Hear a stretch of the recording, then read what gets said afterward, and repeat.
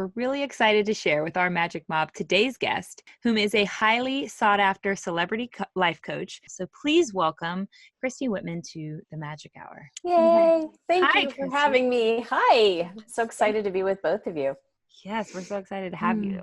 Okay, so take us through your story, Christy, because it is really interesting. Maybe just, how you got to the work that you're doing today in being a manifestation coach. Well, in my early 20s, I kind of checked the box of everything that I was told from like a young girl that would make me happy. And so I was living in Chicago. I was living in one of the greatest cities, and I was living in a brownstone with my best friend and had my health and well-being and, felt really good about my body. I had a great career. I was making lots of money, lots of responsibility that I enjoyed doing, and just having a great time. And yet, check the box for all the things. I should be happy if I have this and this and this, and finding myself in a place of not being fulfilled, and felt in the times in my quiet place of my mind where I just didn't feel connected. And so I started to search and started having that calling, that hunger for something more, because there would be so many times where I'd be like, is this it?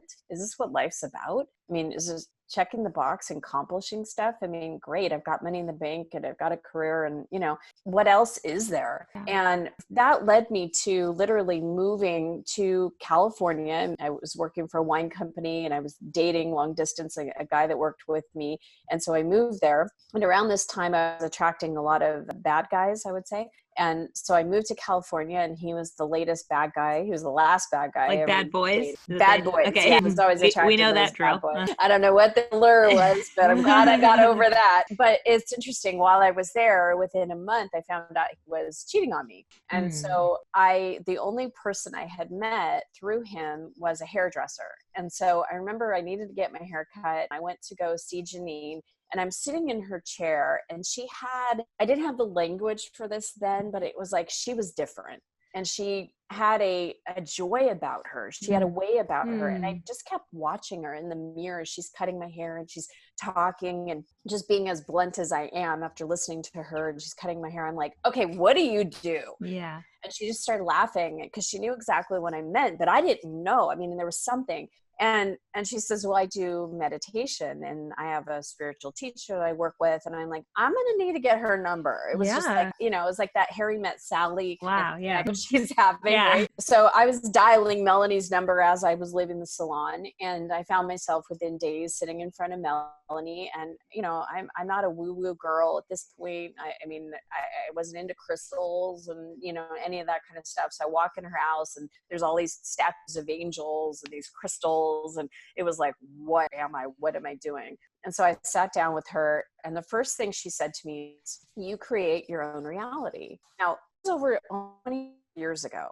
This isn't internet, everybody talking about manifestation, The Secret was out. I mean, this is a long time ago. There wasn't, if there were books, they were like hidden in the, bookstores or in the witchy area, right? So it wasn't common knowledge. It's taboo too, yeah. Right. She said this to me. There was a part of, I feel like I just woke up and I went, yes, that's true. But then my next question was, well, how? And she said, well, by your thoughts. You're either repelling things from you or you're attracting things to you. And again, I settled with that and went, how do I know this to be true? I don't know how. And then it was like, well, how? And so she gave me an assignment. She said, I want you just to go into your own life and watch your thoughts. I want you to really pay attention to what you're thinking about and do those thoughts good. So I started paying attention to thoughts. And what also occurred to me was, attention to my thoughts. They're my thoughts. They're real. And what I had to learn was, no, they're not real. They're just something I've been thinking, or something that I was programmed to think, and that I could actually challenge those thoughts and change into something that actually feels better, which was a total concept for me, because it was like, thoughts aren't real. What do you mean my thoughts aren't real? Of course they're real. I'm thinking. And so I started paying attention, and I was realizing how critical and judgmental and condemning, of myself, of everybody else, of God. I was in a boxing ring with God. Yeah. It was a shocker to pay attention to what was actually going on in my head. And as soon as I started to shift my thoughts, and I started practicing and started focusing on really what I want my thoughts to be, everything started shifting in my life. It was like I went through just a complete warp of a different reality. And about 5 years in to doing this work, I attracted, a really, really nice guy, ended up marrying him. It was an 8-year relationship with him, created my ideal body, money in the bank, all of a sudden I had this channeling, this download book. That was my very first Perfect Pictures. And this book led me to getting the book published. And then I had the book published and my friends and family all bought it, who necessarily were not the ideal audience for it. My family was all like, okay, she's gone crazy. What is she talking about? Your thoughts create reality. And so I started speaking in social bookstores and in new thought churches, and people constantly were asking me, now this is 19 years ago,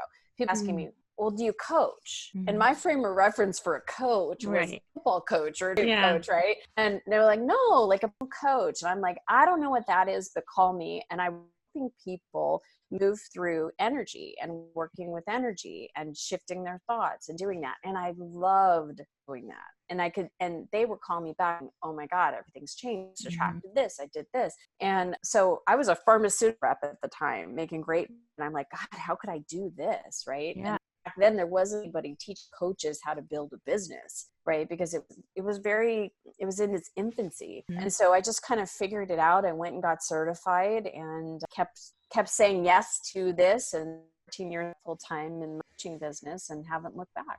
Yeah, amazing. Your story brings up a question for me about your own family background with religion. And you said you were in the boxing ring with God and such. So I can imagine, especially 20 years ago, whenever this was definitely taboo and not, on the, seems like now it's fairly getting mainstream. The word manifest is getting very mainstream.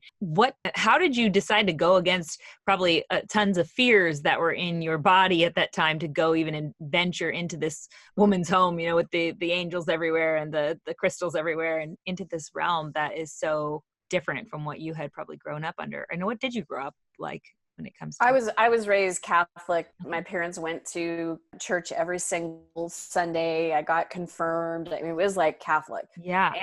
And nothing wrong with the Catholic religion. For me, it just didn't work. And I found moments of connection and spirituality there, but I was just really looking for a connection. And I grew up just, I know all Catholics don't, but I grew up thinking that there was some God judging me for everything I did. And it was ingrained in me that, I needed to save myself for marriage. And when I didn't, I figured, well, I messed that up. I might as well go the other way. So I went and did drugs, it just was like smoke cigarettes. I mean, I went the extreme, good girl, Catholic girl, gone bad. Yeah. So that was my religious background. I really felt like I had to constantly prove myself, and that I had to, that something and someone was always judging me, which is not the case. And it's interesting. You asked that question about how could I go against the grain like that? Or how could I go to this woman's house when that wasn't what I was used to?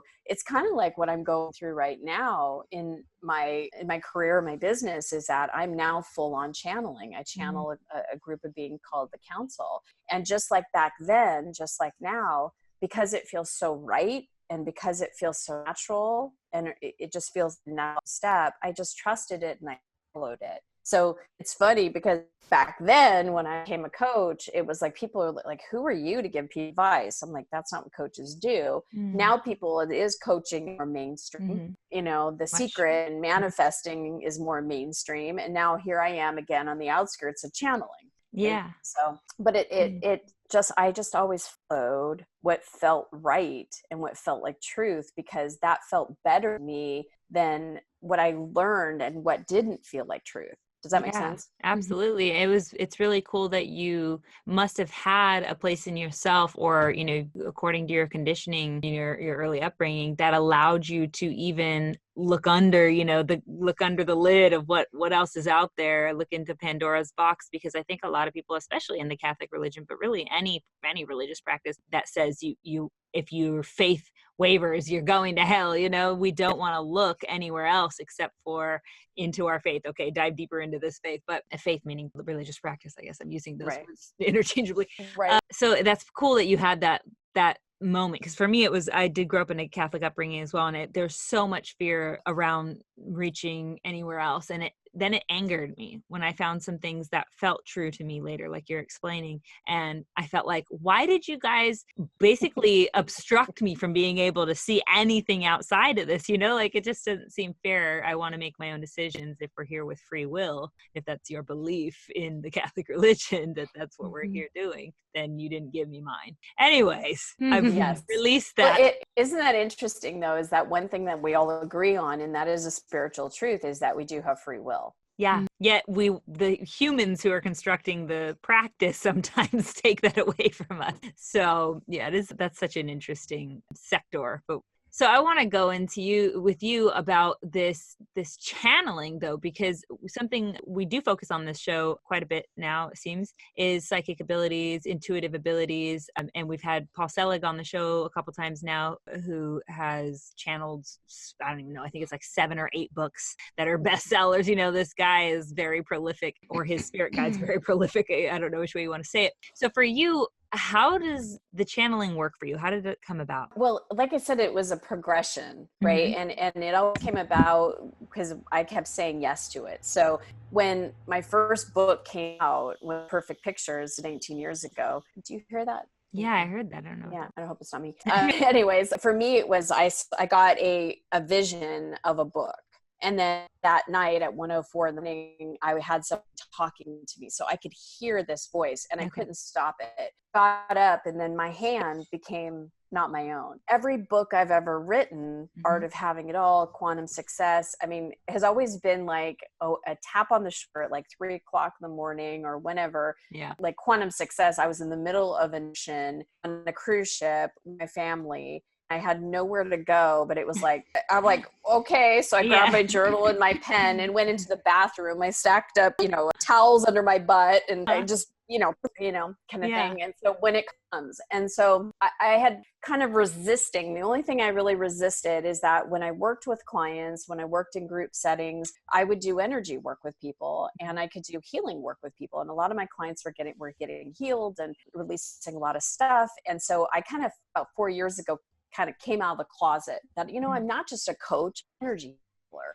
and let my folks know, my parents know about it, and more of my friends know about it. And it wasn't just something that I was being just for my, special clients. As soon as I did that and opened more to that, then they started communicating more with me. And in beginning of 2018, they started telling me, we want you to create healing workshops, and we want you to create sacred circle of light. And so I'm like, I have always been obedient. I'm not an obedient person, but to them I am obedient. And so I created the sacred circle of light. I had about 5 women instantly join, and they just showed up. They get whatever, could have had a fight with mother-in-law or an issue with their daughter, and they just show up and they clean their energy.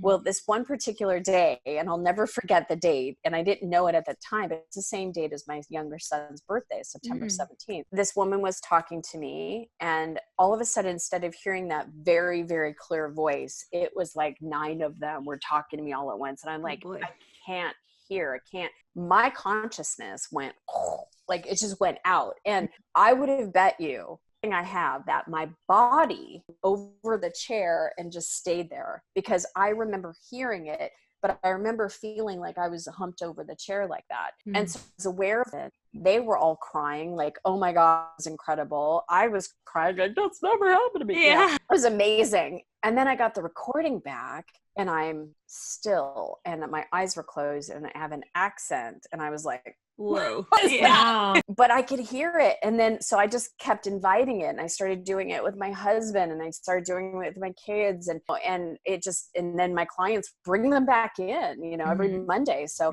it's developing and developing. Now I go all the way out. They come in. I don't even remember what happens. I just know that they're going to come in when I invite them in, and they're always there. I hear them. I get messages from them, but it's just such gift, and I'm so grateful. Did you worry at first, or did the thoughts ever come in your mind at first that you may be crazy, or maybe going crazy, or that this was like schizophrenia, or did it feel so much like what's light and what's true that didn't happen for you? No, it definitely was not scary at all. And I definitely was going crazy, because here's the thing. When I look now at my whole spiritual journey, my conscious spiritual journey, because we're always having a spiritual journey, my first teachers were channel beings. So it wasn't new to you at all. No. And even Abraham Hicks were part of my teacher experience, and so it's like all along when I look back, it's like I've always worked with channelers, because, humans themselves are great coaches and stuff, but I needed a depth of information and shifting that energetic wise that I couldn't get from a human. So it almost makes sense that I'm now channeling. And I'm sure it also made a difference who your loved ones were, how open they were to that being a gift of yours and it not being something that was too foreign for them.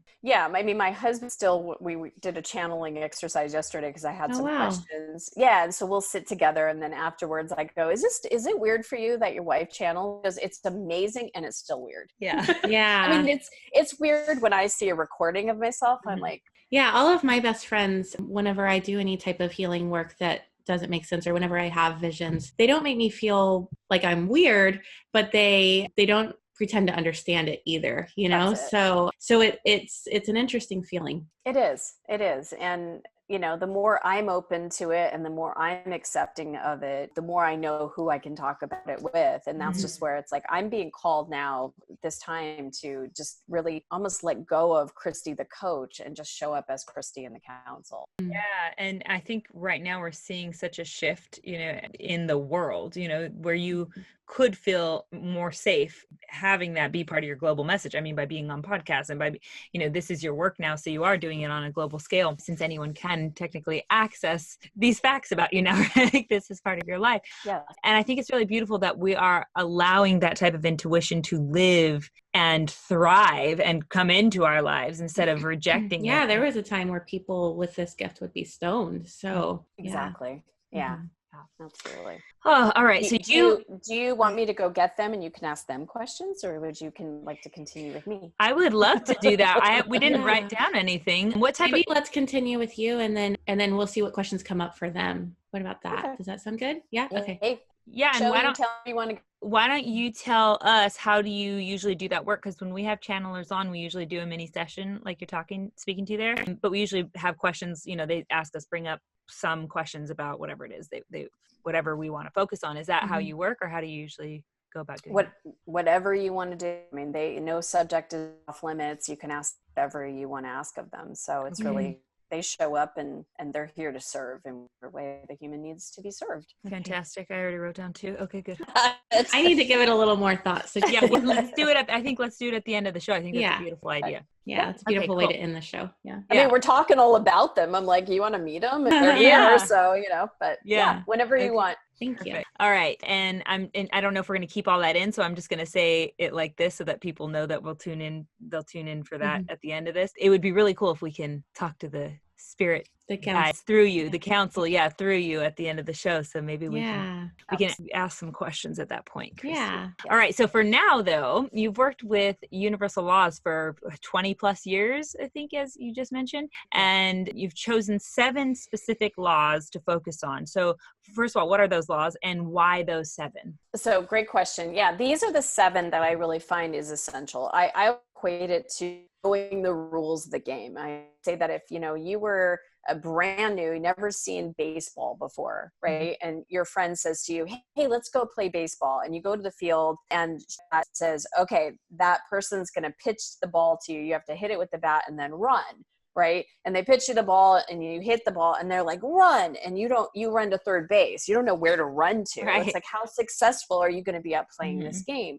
So I feel like the 7 essential laws, I mean, I know there's more 7. These are the ones that are super essential for anybody to learn. And there's one in particular, which is not law of attraction, that I'll get into, but I'll just list them, and I could do hours and hours and hours on talking of this. But the law of attraction, most people have known about. It's the secret. What you give out comes back.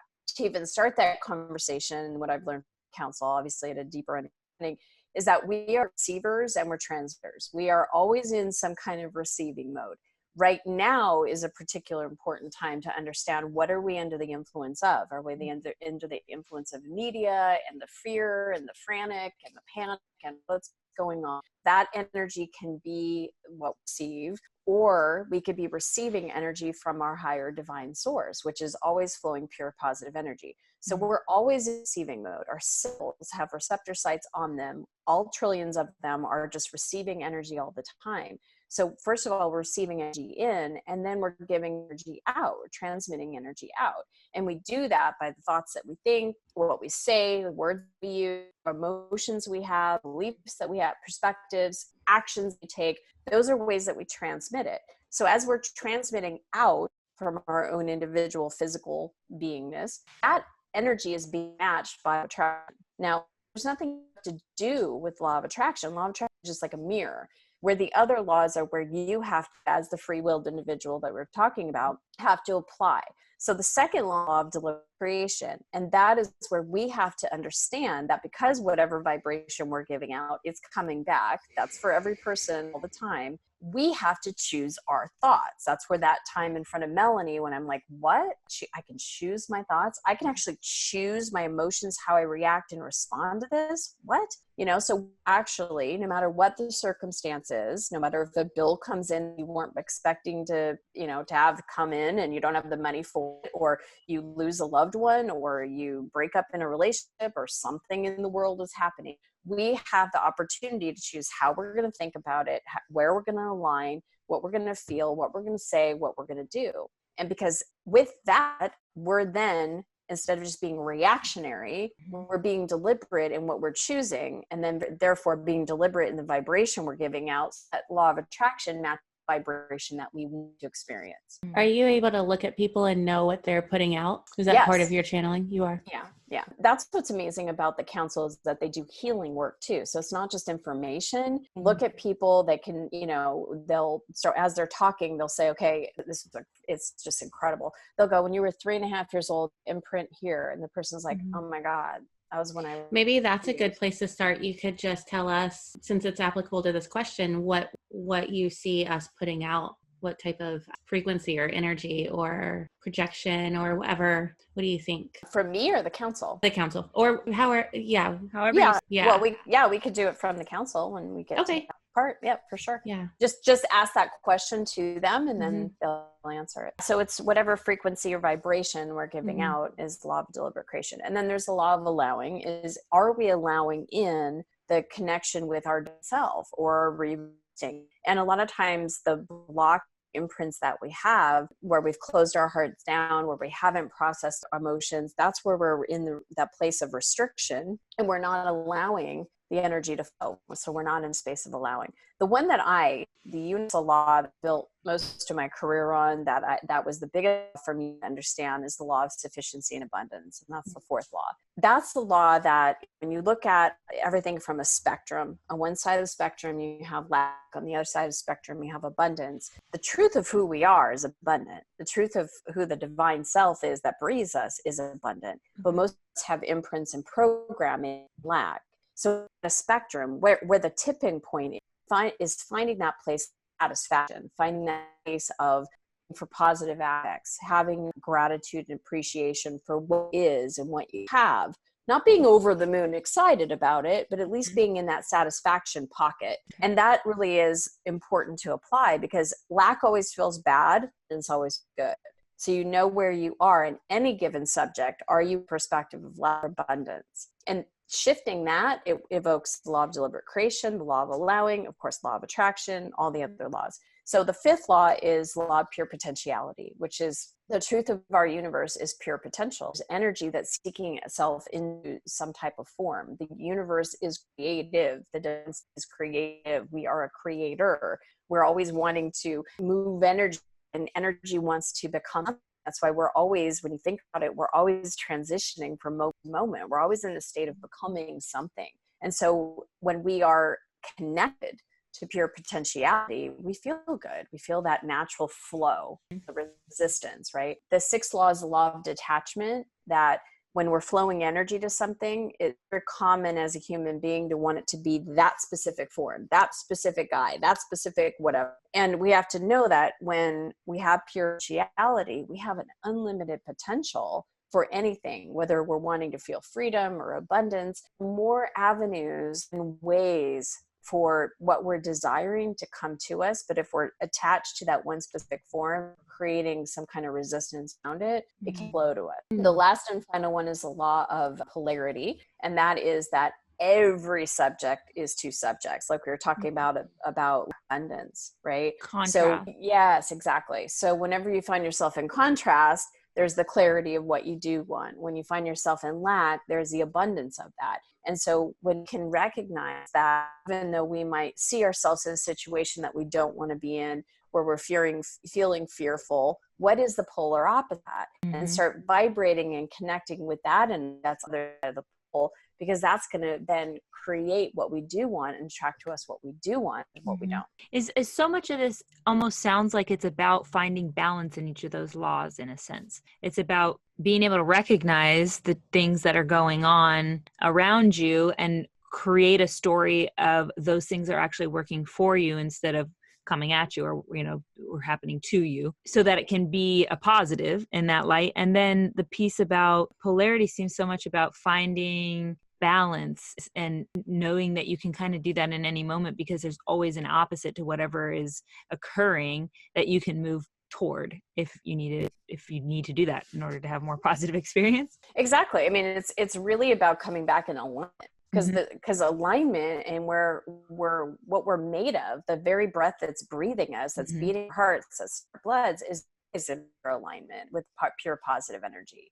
And when we, the human, are not, disconnected from it. So it's really about coming back into alignment with that is real, which is really true. I have so many questions around that. Okay. Because it's true. I'm having and this is something I would ask the council later, maybe again, just to see what their voice is on it. But I'd love to ask you, right now I feel like I'm having so much of a crisis of an identity, because I'm coming up against all these places that I feel like I sold myself a false bill of goods, or I projected a potential onto my romantic partner, onto my career path, onto all facets of my life, really. And I feel like I've been doing that my entire life. And I'm just now realizing how my entire life is a sandcastle. It's like a house of cards, like just it's built on bullshit. Like, what's the foundation here? And so I'm trying to regroup and figure out what is real and what is substantial enough to sustain me through this trying time where I have to re-identify, where I have to reconfigure what's going on. I think a big piece of that comes from my tendency to reside in my masculine. And there's a lot of, reasons that I've dug up that the source of why I do that. And I've lately been trying to actively call in more of my feminine side, more of my femininity. So you can understand and connect the dots of how that would cause this giant uprisal of identity crisis, like it's trying to be someone else. Yeah, well, when you think about it, most of our lives that we're programmed, we're coming from our desires and our wants and our goals and our accomplishments and all those things from a personality perspective. Yeah. And a lot of times those desires come from trying to fix a wound, or coming from the pain body, or coming from a place where we're wanting people to like us because we don't feel enough, or we wanting to get something from a partner because we're lacking in something. And so the personality own is desiring, when we get the thing that we get, it doesn't feel fulfilling. Right. And so it gets to a point where it's like, potato chips taste good, but they're not fulfilling you. Right. Right. So you get to a level where you're wanting more depth, and the dimensionality part of you, like the high dimensions of you, want what you want from a different level of asking and a different level of desire. And we just get to a point in our lives where it's like, well, this stuff's just not doing it for me anymore. It's not fulfilling me, and I'm tired of going after it. So who am I really? What is really going to fulfill me and feel satisfying? That's coming and introducing you that bigger dimension. When I wrote about in Quantum Success is who we know ourselves to be, all that we've been through, all of our wounding, our pains, our successes, our triumphs. That's only 4% of who we really are. The 96% is the divine, is non-physical, multidimensional of us that's breathing us, that's connected to us. And when you start to realize that, the desires I'm having are bigger than that 4%, there is a shift that has to happen in a, like you're saying, it's almost like who am I? and a re-identification of who am I and what do I want and what's this about. How did you come up with 4%? Actually studied in quantum physics. Okay. That is, who we are is actually about 4% of really who we are. It's that very physical, limited part of us. The mean 96, part. yeah, 96% is who 100% is who we really are. But it's Right. like, when we drop these bodies, that fullness of who we are goes back to non-physical. Right. And yet energetically we still exist. Yes. Oh, so it's a lot to take in. It's a lot. I mean, it's a lot to, figure out how to integrate, of course, first of all, you just drop 7 universal laws that are like these new labels that we have to figure out. Okay. How do we define them? How do we, go about dissecting them and then applying them to our lives and making this whole integration happen? And of course, that's a giant process. That's why you have an entire, coaching workshop on it. So, yes, I have a lot of information out there. That's why people always ask me, okay, you just, like you said, you just dropped these 7 essential laws. Just that alone, it's like, how do we implement this? And, just like I sat in front of Melanie and went, how, right? Yeah. There's a free program that I created because I get this question all the time. It's called Watch Your Words. Everybody could go to watchyourwords.com. If you just start paying attention, have a conscious awareness of and an understanding of what words you're saying. I did a 30-day program of a word or a phrase a day of why you don't want to say it, what the reason is that you want to shift it, how it's pulling down your energy, and what you want to say instead. Because watching your words, when you think about it, okay, so you probably were aware of the Bible if you're Catholic, right?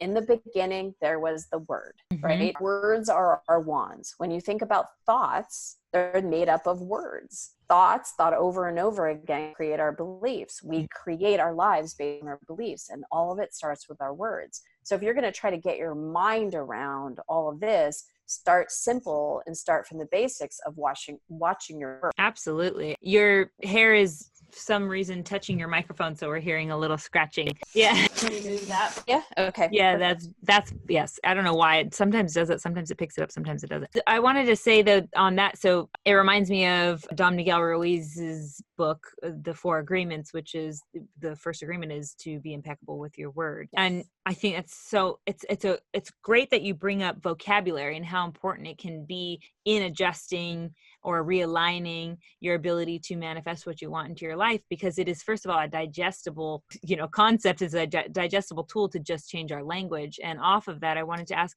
of these 7 laws, is there one that you suggest people focus on first or primarily? Yes, the law of sufficiency and abundance. The law of sufficiency and abundance pulls all of them together.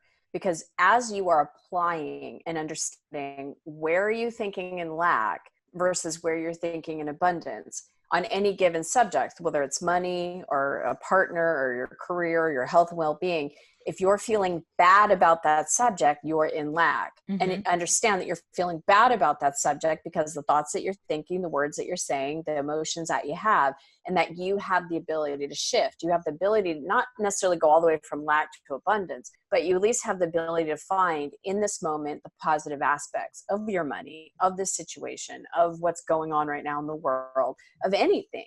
We can find positive aspects. And as we start to take our own free will and focus on what's good and right instead of what's bad and wrong, now we're in that place of satisfaction. Now we're in that tipping point of abundance. And when we're vibrating in that space of abundance, we're vibrating abundance, it's coming back to us. We just by deliberate creation, because we're deliberately choosing that. We're in that space of abundance. We found it. We're in an allowing space. We're detached. We're in the pure potentiality.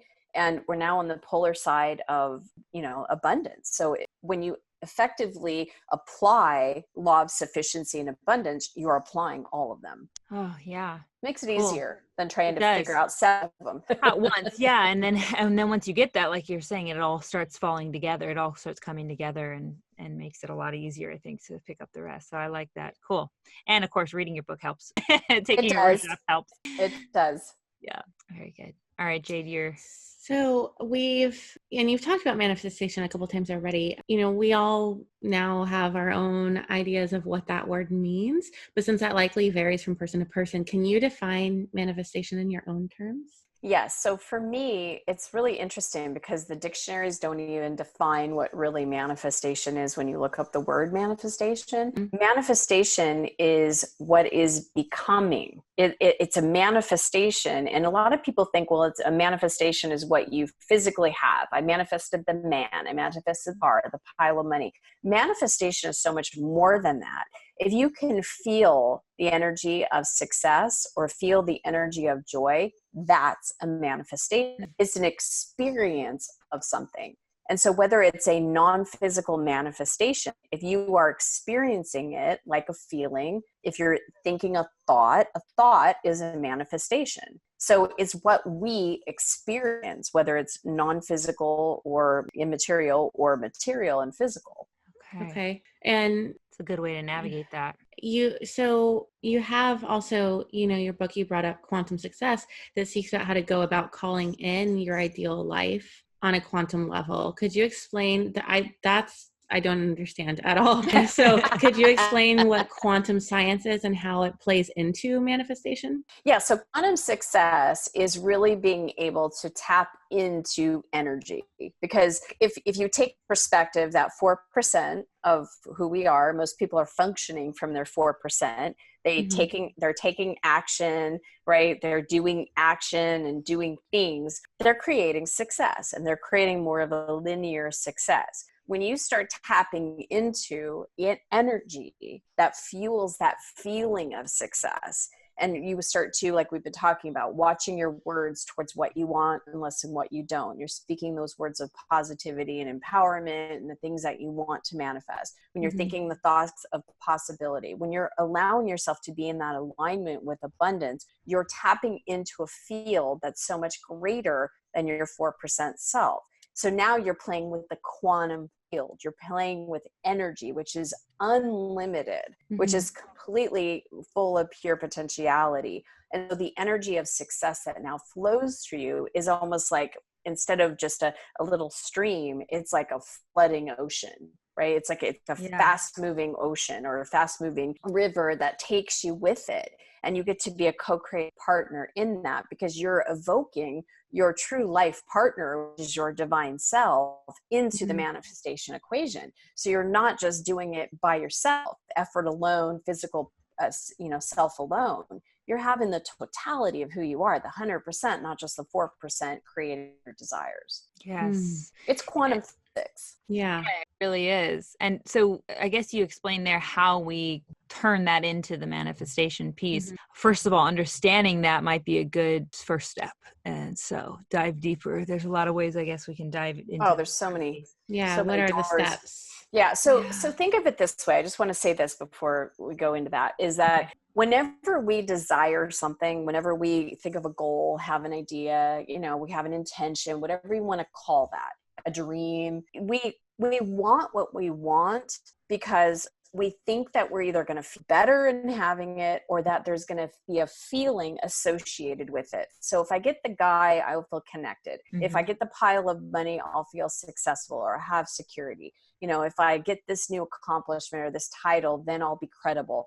We think that there's going to be something when we go get something. And that's the rub, really, is because when we feel like we're missing something and we have to go get something in order to feel, how many times have we gotten the thing and it's like, well, that didn't do it? It's because we're creating from that place. We talked about lack, right? We're creating from that. I'm missing something. This is the thing that's going to fill me up. We go there. Well, that didn't fill me up. Right. The difference is understanding what do I really want and why? Why do I want this? Really evoking that multidimensionality part of you. Why am I wanting this? And then what's the essence of it? What feeling am I really after here? And when you understand that it's success, okay, well, great.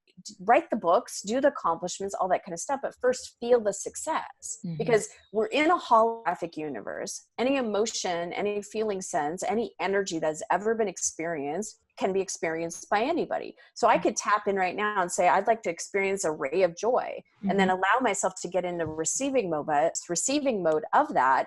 and then to start experiencing what joy in my body feel like. Mm-hmm. I didn't have to go do anything. I didn't have to go make anything. I didn't have to create anything in order to experience that joy.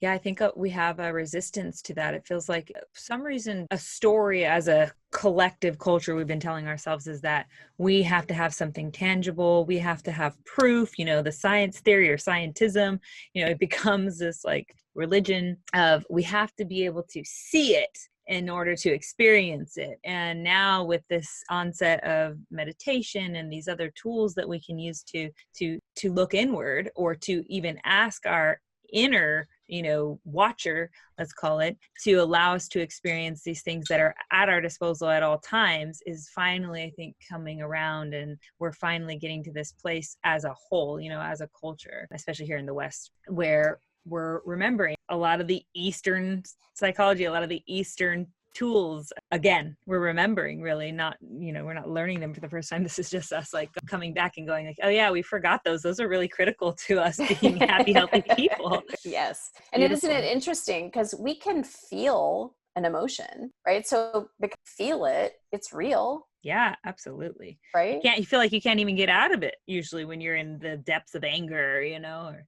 the heat of desire and all those things. So because we can't touch it or taste it or experience it with our five senses, but we can feel it, it is real. Yeah. Yeah, it's a great example. So I think it's hard to hold the idea that we manifest our realities, including all the terrible things, especially when we're talking about something as terrible as being raped or being abused. The list goes on of the terrible things that people experience. So how can we better understand this concept of the law of attraction in a situation like that?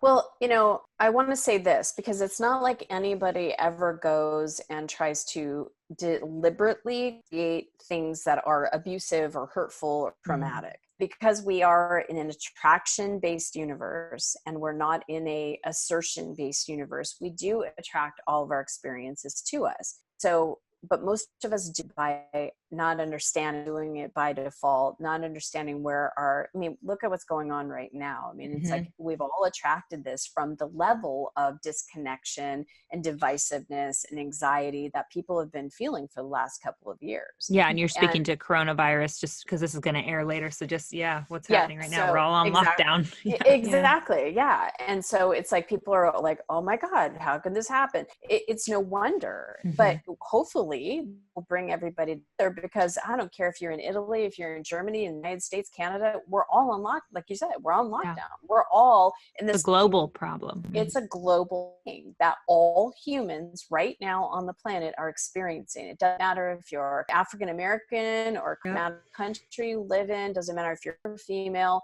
it doesn't matter. We're all experiencing as a universal experience.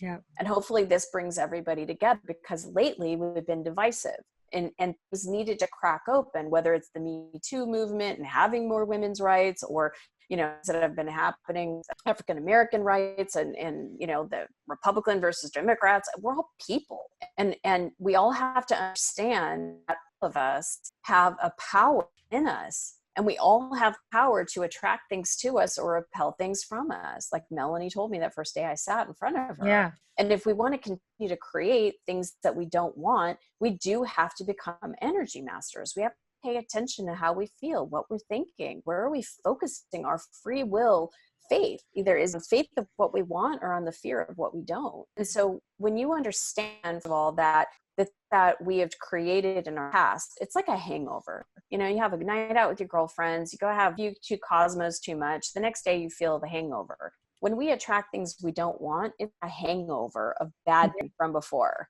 And so we don't want to keep having hangover of things. We need to look at our outer reality and going, okay, that's clear what I don't want. And since I don't want to continue to create something like that, how do I need to love myself more? How do I need to connect with my divine more? How do I need to be more conscious of how I'm treating myself and what I'm thinking about, and how I'm loving others, or how if I'm being critical or condemning, or if I'm being accepting and loving and I'm being compassionate.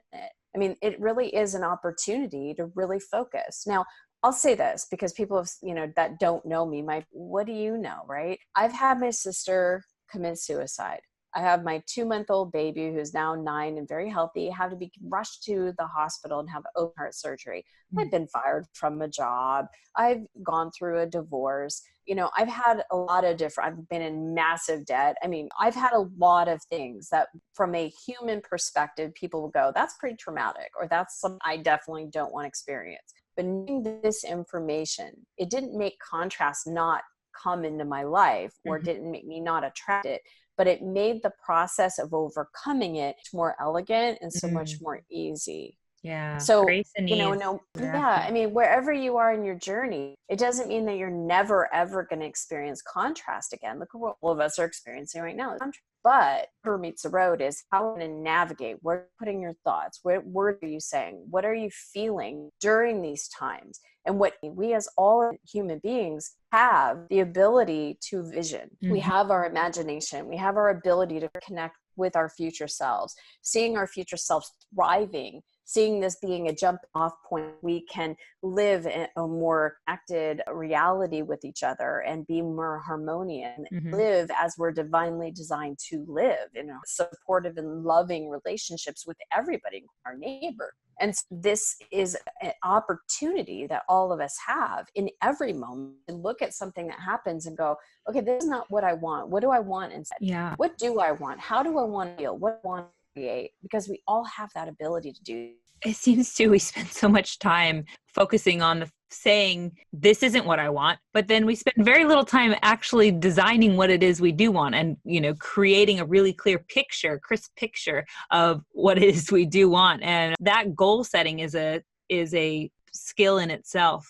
But I did want to, I don't know if you've already touched on this a bit, and maybe you can expand on it a bit. Why do we have to experience pain in order to experience change as humans? You think that's always going to be the way, or we find a better way? It doesn't need to be. I always say to my clients, when you have a child, right? It's not like when I have a child, I want us to learn, and I certainly don't want them to learn pain, but they're going to attract experiences that have the contrast. We live in a world of people where they experience pain to experience joy. It's not like we're going, that person needs to have pain in order to experience joy. But here we have polarity. And so it's from pain that we can either keep going back to the pain, keep learning from those things and keep hitting that up, or we go, okay, enough. I'm clear now. I want to create and joy. I'm clear. I don't want to be with bad boys anymore. I want to be with someone that is loyal and committed and understands love and is willing to be open and vulnerable. Or, I'm tired of wrestling around with money. I want to be abundantly provided for. I mean, our original divine design is literally to be in health and well-being. It takes a lot of effort on our part to not be in well-being. It takes a lot of effort to not be in abundance, because that's our original divine design. Our cells are coded for that. Our cells are coded to be a creative divine partner with our divine self, and to have creative self-expression, and to whatever you create, a book or a program or a podcast or whatever, to have creation leading to success, whatever success means for us. And to have all loving relationships starting with us, because we have to start with if we're condemning ourselves and criticizing ourselves and beating ourselves up or calling ourselves stupid or all these things, we're being loving and supportive even with ourselves. And all relationships start inside of ourselves. So yes, it's possible to create through joy. Will contrast still show up? Yeah. But then it's an opportunity to go, ooh, I don't want that, this instead, and then turn all of your attention and focus in the direction of what you do want. Thank you for saying that. I needed that permission.